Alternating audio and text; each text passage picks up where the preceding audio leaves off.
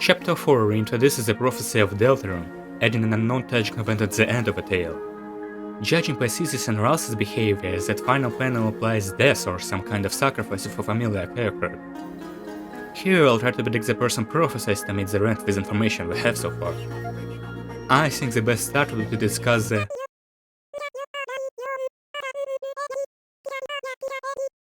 I guess I'll elaborate and stretch this pointless preamble a bit more. Every panel of the prophecy is kept short and vague as it requires additional context from previous panels as a supplement for its meaning. A panel could easily describe world ending events, but for something like that to occur, you would expect an involvement of some higher force.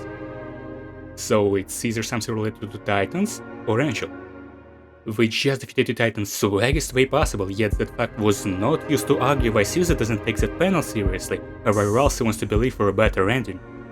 That leaves Angel or something that us or Susie haven't even heard of so far.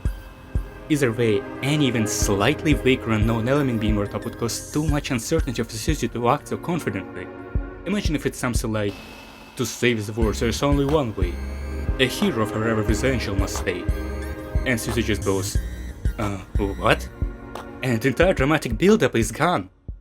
But that's not the case. Susie clearly understood what that panel conveys, and in an immediate flash of anger and defiance she breaks the glass with her fist. This is not just bad. This is personal. Here is monologue Susie goes through right before we seal the church fountain. Hey, Kris. Can I tell you a stupid dream I have?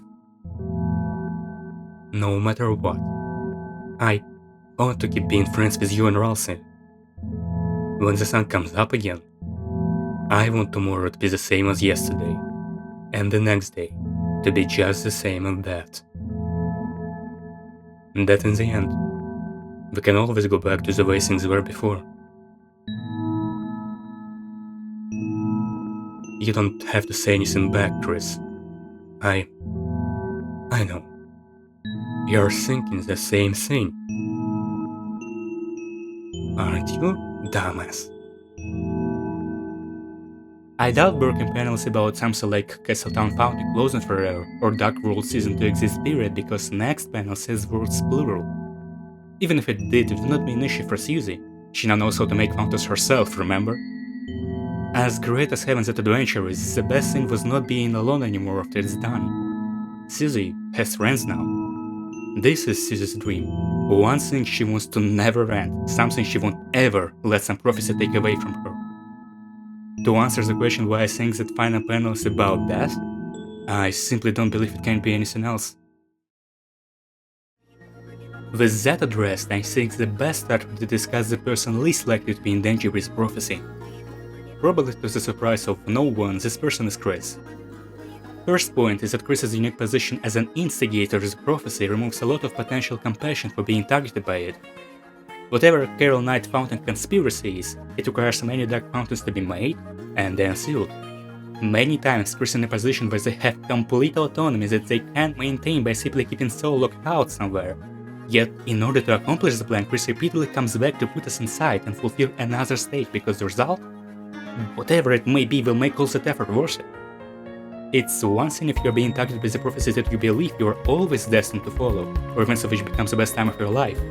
It's not even remotely less tragic to be in danger by the end of the path that you consciously set your foot on with intent to gain something from it. Especially considering that Kris most likely knew about the prophecy even before starting the journey. Second point, and way more important, is just how ridiculously tone-deaf Ralsei's behavior becomes if you actually assume Kris's life to be in danger. Ralsei is laser focused on keeping Susie in check, and apologizing to Susie for not telling the truth, and being surprised by Susie's kindness to forgive him about something that concerns Kris. And then he is having the audacity to talk how he's having a hard time pretending he's not afraid of what's coming. To Kris, who is going to fucking die. I'll give Kris a participation trophy of 1% chance to get targeted by the final prophecy and move on to actual contenders. Next up is Ralsei. What we have here is a concerning mix of self-deprecation, deterministic mentality, and mentally ill behavior of asking someone if it's okay to feel emotions. Looks like someone is speedrunning opens the room in that mortality. Suzy makes an emphasis on Rossi when talking about prophecy, and that hard to pretend like I'm not afraid with choosing to be the only one being heard by knowledge really solidifies the idea. And if you're not convinced yet, good, because there are some major counterpoints. Rossi's low self-esteem is a double-edged sword. If you actually believe that you have a singular, exhaustible purpose that you need to fulfill for lightness' sake, and they should not be concerned with you because you are not real, well, why not just tell the matter of things at first given opportunity? That you in fact won't be there for long, so they don't care too much. I mean, still bad, but makes more sense than, oh, I won't tell my friends about inevitable disasters so they don't get hurt as much. Seriously, such a stupid reason to keep quiet. There are different levels of accountability when it comes to not sharing information on yourself potentially dying, and not telling anyone when it concerns someone else. And the way Rossi desperately apologizes when Suzy finds out, paired with him being flabbergasted by the amount of kindness she has to not mind it or forgive him, does not paint the picture of just him being affected. While Suzy's obviously you part suggests that the panel involves Rossi, her saying that makes sense regardless of what prophecy is actually about. Simply because of how serious and defeatist Rossi is about that panel. She heard Rossi's pain from the truth though. And even after he settled for being more honest with the team, he still is dead set on hiding the prophecy, when he is so sure that it's unpreventable and already focuses on quote-unquote minimizing harm. Of course Suzy would point out, obviously you two don't have to accept that. Also that moment. In what form would he ignore this absolutely innocent question instead of simply saying, yes, you will do a couple of quite cool things? Unless we're even asking that as a reminder that you have to conceal info about some future tragic event with using it. Overall, there is some potential for Rossi being the target of the prophecy, but all of the counterpoints make me rate the odds at just 39%. Hope you know our first grade math that tells that Suzy gobbles up the remaining 75%. And for a good reason too. All of Rossi's counter-evidence favors Suzy. Out of 3 heroes, she receives way more dedicated panels, indicating being particularly important for the prophecy. Lastly, it's the most impactful form of conflict prophecy can provide given Suzy's personal journey. Think about it. Think about Suzy in Chapter 1. Cold, jaded, a bit cynical too. You might say it's not the real her, it's just a facade, but it still masks the world around her forced her to adopt. The world she's been dealing with recently? Not even close. Exciting adventure, a place where you can be genuine and open, achieving deeds that might determine the fate of the world. She is having the best time of her life. Would it hurt to learn that only after you just discovered happiness, your life ends? But hey, don't gloom just yet, there are good news too. I mean counter-evidence.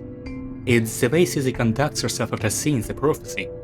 The choice of words, let it happen, has some mood implications. If you've supposedly been a part of a grand prophecy that is already halfway done, it would be weird to expect that it's just up to your personal desires and efforts to let or not let it become true. And even if you were this delusional, you still wouldn't spell it out like this. Because you see, dying is bad. It goes without saying you wouldn't let yourself die regardless of any supernatural circumstances involved. I mean, you can just replace "it happened" with "me die", and you see it just sounds off. Later, Suzy talks to Kris about that panel again, revealing that it does bother her. Now, if Suzy was still talking about herself, that would be the most uncharacteristically selfish Suzy moment of all time. To me, this scene might be implying that neither Suzy or Kris are in the last panel, so as a relatively free agent, it's up to them to save the one who is. So, here you go. My analysis on a potential victim of the final prophecy. Sure, it would be nice to end with an answer that is one concrete name, but the way Suzy and Rossi contradict each other makes it hard to have one definitive conclusion, so we have this graph. To be sure, no sort of Reddit story where you can predict what's going to happen in every except of Chapter 5, etc, make sure to like and subscribe to those. Yeah, I don't know why I'm making this fake out thing, like it's so lame, everyone can see how long the video is. The truth is, I mean, actually, every point I brought up so far is true, but this graph is a complete fucking joke. I am not a big let's compile billion data points into a spreadsheet and predict every possible scenario guy. I have a what sounds like a good story approach. And the graph of a good story looks something like that. I'm definitely late to the whole series slow party, so I expect all of you to know that every prophecy panel that's supposedly about Suzy has a curious asterisk attached to it. But I want to go through them anyway to keep a consistent line of reasoning. Let's start with here. Well, this is clearly Root Buster, and Root Buster is Suzy's spell, so it's about Suzy. What's wrong here?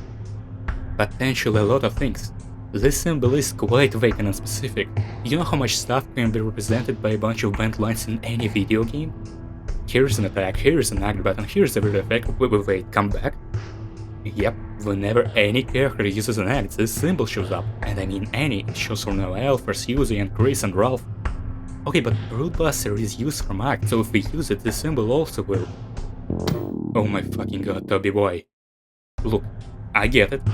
Root Buster is a spell, but do we just shrug off the fact that something that looks exactly like Root Buster ends up representing anything but? We went from something that applies just to Suzy to something that could apply to anyone. Actually, I have to address this point later, but trust me, there is a problem here. However, let's still man the position anyway. Let's say that this is 100% a Root Buster.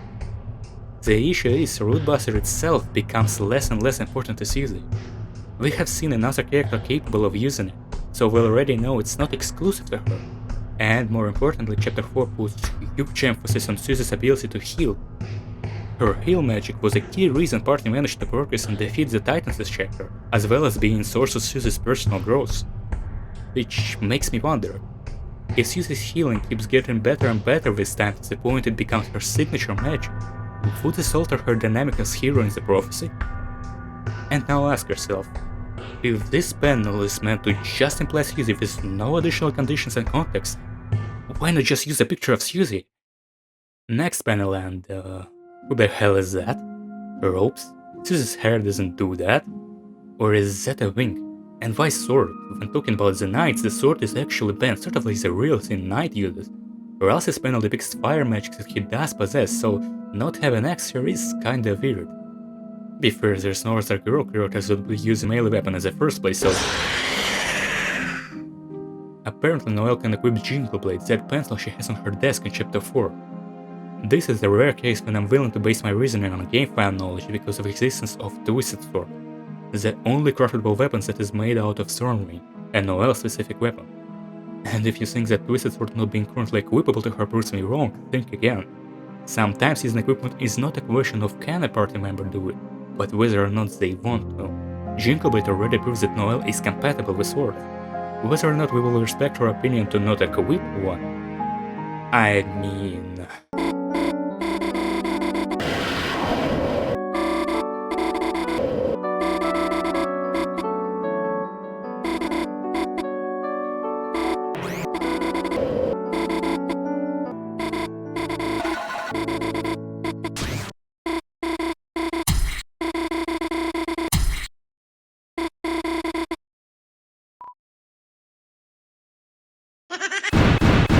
I don't think we're going to be very ethical. Okay, but it's still not Noelle, because where are the antlers? There has to be antlers. You know, that's a valid point. Is what I would say if that was the first time we see Noelle depicted like that. See, she is just fine without them. And if you think every feature must match, well, since it doesn't match them either, feel free to insert your epic Deltarune OST, I guess. Next one. Okay, it is Suzy. The position and the similarities to previous pictures, that white profile.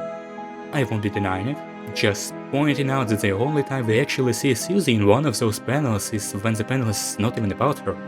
It's about heroes in general. So what we got is, this one shows Root Buster and not Suzy, or maybe not even Root Buster. This one is just Noelle, and this is Suzy, but when she's not the main focus. And hey, this is just the pictures, let's try reading for once. And last was the girl. At last was the girl. The second hero is the girl, with hope crossed on her heart. But lo on hopes and dreams they send 3 heroes at the world's end. Okay, so there is first hero, the second hero is the girl, the third hero, and then the last was the girl? I mean, we don't know full context, maybe this panel's about who is the last to jump in a Dark Mountains jacuzzi on a filler episode. But it sure seems like there might be 2 girls. Okay then, he solves this panel as Suzy and this panel as Noelle. They are both in the prophecy. Suzy is one of 3 heroes, Noelle is the last girl she finds love, everything tracks. Wait a second, come back. Actually, this panel has a supposed root buster, so maybe Suzy is the last girl and Noelle is the second hero. With hope crossed in her heart, and hope is like Suzy's thing? Okay, that's a bit confusing. And I can make it more confusing.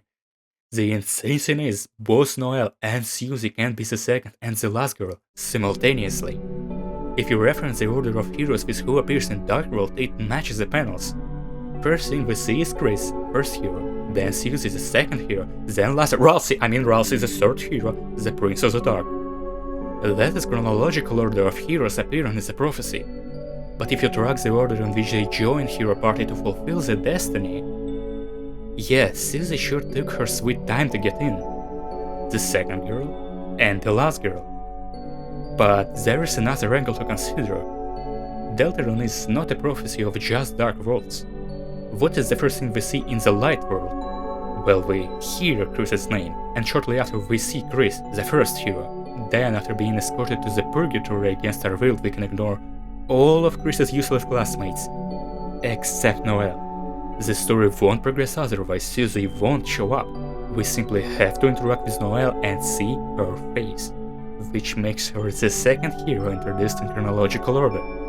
And if you remember chapter 2, she was the last to join your party. The second girl and the last girl. To be clear, I'm not trying to claim that there really is just one girl in the prophecy, not with girls in it.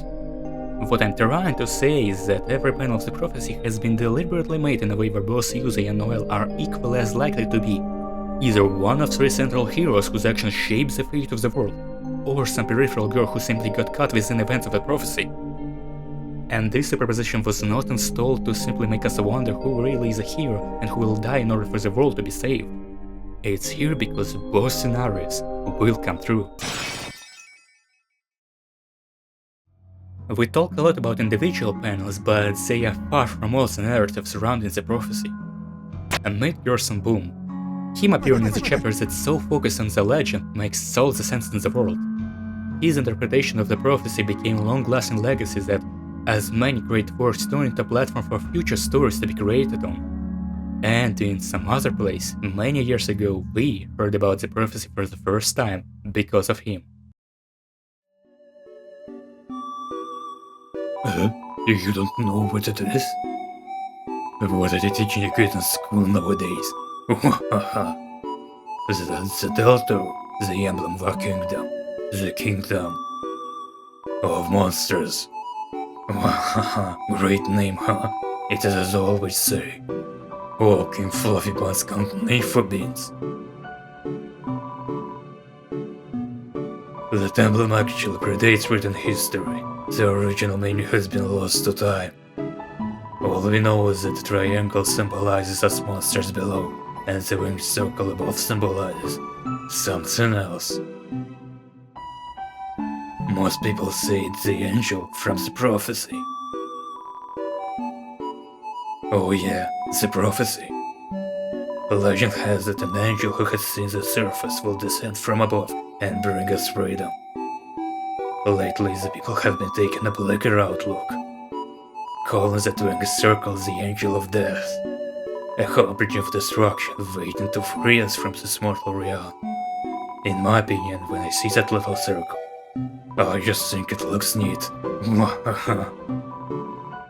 Allow me to make sure we're on the same page here.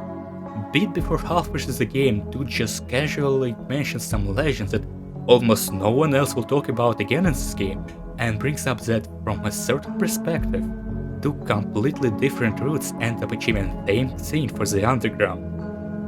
I think everything Gerson says should be treated as pure gold. If there is ever a character that would hint about how the story is going to go, it's him. And with lines like, "So I say, why don't we go between the lines? The book was already just interpretation of something else. Stories can be retold, they can be changed. That's what I believe." It's not even a hint, the message is very clear. Ross is right. Prophecy can't be changed. Everything it says will inevitably come to pass. But does it say everything? Every event, every reason, every little thing? If it turns out that the picture is painted only in broad strokes with gaps here and there, then aren't you free to fill them out? Will the picture then look the same with some new details? Can you fill in the blank with a sentence and shift the meaning of an entire page? The prophecy is already written. Those words cannot be untold. But those are just that. Words. The story is in your head. It will always be up to you to derive meaning from it. What are the important parts, the morals, who the bad guys and heroes are? I don't think we need to wait till chapter 5 to see the theme of same scene being perceived and interpreted in dramatically different ways have its impact on the story. It's always been there in the background. In the way Ross's prophecy inexplicably splits into two as if not sure what it could turn into. The way we can make Kris enter a video game, because for us Kris's entire world is already a video game. The way we get two different dark worlds when the fantasies are made by different people. Actually, dark worlds themselves being an alternate view of reality. You can probably think of other examples. Previously I said the way Ross and Susie contradict each other gets in the way of drawing definitive conclusion, but what if that's not a problem? What if they just do contradict each other? Ross deeply believes that Susie and Kris are the heroes of the prophecy. He says so himself. That's why I was cautious about using that rock as evidence. Look at Kris's side, it's an entire goddamn Deltarune. Rossi didn't pick something deeply true and personal to their character after spending less than a day together. He simply assigned some images from the prophecy because at the time there wasn't much to work with besides his reasonable assumption that they are the heroes. Which ironically becomes bad evidence in trying to determine whether or not they actually are. But what about Susie? She is actually not that sure, at least about herself. The insane whiplash from everything she was used to what she goes through right now makes her cautious.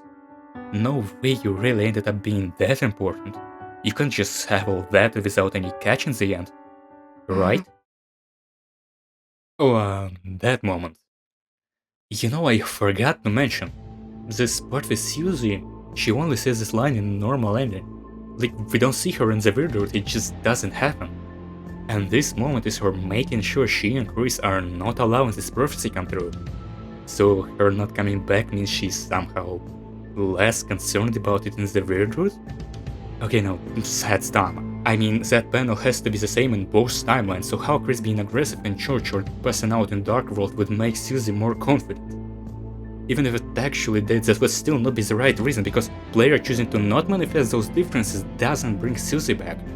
No, if Susie's opinion on prophecy really changes, it could only be because the difference between the roots is consistent, so it can't be skipped and apparent for Susie, so it actually affects her, and out of all the options there is really just one. There is a moment of a fake Gerson fight when Susie directly asks Ralsei, what does he know about Noel? And his response feels a little bit shell. Bringing up Noel in chapter 3 on a weird route instantly kills his vibe. He also mentions how Noel might want to go with Susie, so not only he knows something about weird, he is also aware of Noel's romantic interest in a timeline where he almost didn't see Noel at all. But this moment is more nuanced than Ralsei just being dishonest. You see, Ralsei is not a good liar. Insincerity visibly affects his composure. The idea of him being shady with truth using this face sprite right after he himself swore to be more honest doesn't sit right with me. So here is an idea. Ralsei admitted to not just knowing things, but straight up knowing too much, referring to severity and volume of information. Would he be able to process everything perfectly and correctly integrate every piece of info in an appropriate situation? Of course not, just like anyone else, he uses certain parts and disregards others to form a coherent narrative about the world he finds himself in. It's important for him to commit to such narrative, even if it comes at the price of disregarding important information. Good example is him viewing darkness as an illusion, even when there is great evidence on the contrary. And we know where his biases and the heroes of the prophecy lie. To put it simply, Ralsei just doesn't want to entertain scenarios where there is so much more to that other girl. Yeah, Tricky Tony has done it again. We have two characters talking to each other while thinking of different people, without realizing it. Redefining prophecy is obviously supported by self-evident multiple angles of Chapter 4. Finally, we're getting to the big stuff. I've already talked about Susie not appearing in Verdure ending, and it's not the only thing missing from it, so let's check what's actually in here. Kris, are you there? Then I'll just leave a message. You are going to the festival tomorrow, aren't you? I just wanted to confirm. Noelle said she is really looking forward to seeing you. The striking thing is that there is nothing striking here. Like, it's intriguing to think of what will happen in Chapter 5 with Noelle, but if we apply perspective of the characters, there is really nothing crazy here. Carol didn't say Noelle bleeds from her eyes now, or ask Kris who is Paul Ayres that she keeps talking about. Just, hey, do you go to the festival? Noelle wants to go with you. Like, honestly, not a big deal. For a call in the middle of the night. That confirmed something. I have seen some people argue that the lack of visible call to Carol in Verdure disproves her being the voice on the phone. The call to Carol 100% did happen. Clearly between this and this, some amount of time being skipped. Kris has double the reason to call Carol in Verdure. Oh, and if you check the phone, it downright says there's been a deleted phone call, so saying that in the Verdure Carol comes home early just for some random reason doesn't make sense. Just like it doesn't make sense to confirm something related to Noelle and Kris if similar concern wasn't brought up at prior point. There is more to this call than the surface level meaning. If it really was just about the festival, the normal thing would be just letting Noelle ask Kris herself, or at least call in the morning. The angle here is the event with Noelle that Carol was informed about. Carol delivers seemingly innocent information that contextually carries another message for Kris. Similar to Kris deleting all phone calls, that could be a tactic used specifically against us in order to not give away information. Could also be just a general caution practice so that no one potentially ever hearing such call gets suspicious and start looking into their conspiracy. It doesn't matter that much. What matters is judging by slightly dramatic lighting, Kris got the message. It's bad. I mean, it doesn't take a genius to know that after what happened, Noelle wanted to meet Kris is like moths flying to meat grinder. But there is something else. I think I know why Carol knows her message will be received the intended way. Let's visit Holiday's house in a less weird timeline. Susie awkwardly plays the guitar, Kris' aura forms on the second floor, Noelle's primary motor cortex functions shutting down one by one. Then Asger comes to the rescue and makes everything even more awkward. But the worst comes when the Grinch herself appears to steal the lesbian Christmas. Carol immediately takes the guitar, says that Susie should GTFO, demands Susie not talk to Noelle anymore. I hate to say those words, but I haven't seen anyone talk about how one of these have much more to it than the rest. Let's consider Carol's primary motivation to do all these things. Could it be grief? I mean, Susie is playing with her lost daughter keepsake like it's nothing, not particularly respectful. However, for a stronger response to forever out someone of your house, she sure seems to get over it quite fast, apologizing to Kris for causing a scene next minute. Doubt you can get over a genuine feeling that quickly, so grief isn't the big factor here. Protecting the code? Most likely, Kris calls her an emergency. She comes and immediately snatches guitar, without that she just has another shot at getting the code. But don't talk to my daughter again? Now here's your cute joke about her being homophobic. Get it out of your system before we get serious. Talking to Noelle won't matter for the code. Noelle doesn't know it, and even if Susie somehow convinces her to hang out in Holiday's house again, all Carol needs to contest that is relocate guitar somewhere where some stupid kids won't get it. Most adults in her position would do that without even being part of any conspiracy, so it's 100% going to happen. And scratch that convincing Noelle part. It's not like Holiday's household cannot be broken into or Susie is above breaking in. So Noelle is completely relevant to code protection. It's not grief, it's not code. What is it then? Where am I going with this? Well, Carol knows about soul and its properties regarding dark rules. She knows at least one code for the shelter, and she's definitely aware of stuff inside it. The dark world and whatever is happening with Undyne. Not to mention everything important that Kris would report to her as the plan proceeds. For having so little screen time, we can already tell she knows a lot. So what are the odds she wouldn't know? about the prophecy. What if Carol acted the way she did because she knows, as a major participant in the Dark World shenanigans, Susie is a part of the prophecy? So her getting close to Noelle also means making Noelle a part of that prophecy. That would mean real possibility of her daughter losing life. It's not an irrational anger at the opposition, it's not causal grief, it's an ugly attempt at shielding Noelle from the dangers of her own plan. And I can kinda see keeping Noelle from the prophecy being really important for Carol. She had to learn that daughters and Dark Worlds don't mix well. Maybe she would even seek some kind of guarantee that does not happen. Or maybe not guarantee, more like insurance? No, that's not the right word. A kind of... what's the word I'm looking for?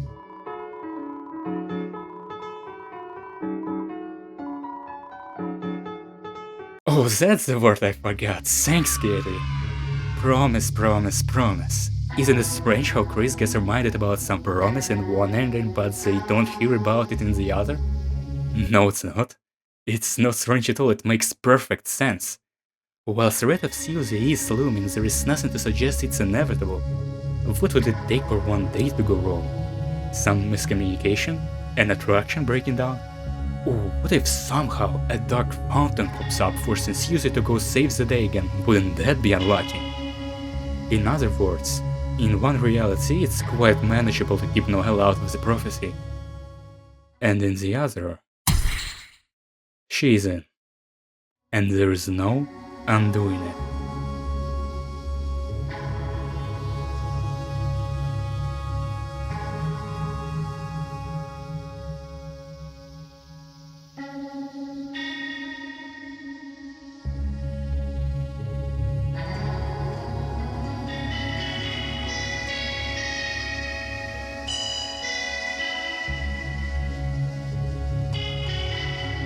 Oh, you watched till the end? Thank you. I guess I have one more thing to tell.